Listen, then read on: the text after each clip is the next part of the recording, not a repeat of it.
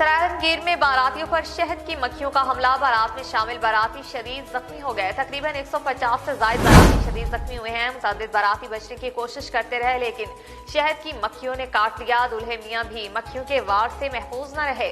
मजीद इस बारे में जान लेते अपने नुमाइंदे एहतशाम शहजाद से। जी एहतशाम, बताइएगा।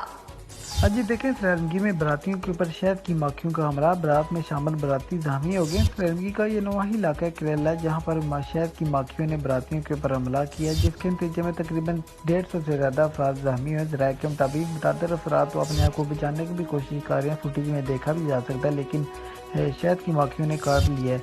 ये वाक़या बच्चों ने पत्थर फेंकने की वजह से पेश आया, जिसकी वजह से मक्खियों ने हमला किया है, जिसमें जो है ना दूल्हा मियाँ भी महफूज ना रह सकते, उनको भी जो है ना शहद की मक्खियों ने काट लिया है। जो जितने भी जो अफराद जख्मी हैं उनको तिब्बी मदद के लिए TH अस्पताल सरायरंगी मुंतकिल कर दिया गया है। जी बहुत शुक्रिया एहतशाम, आप हमें तफसीलात थे। शुजाबाद से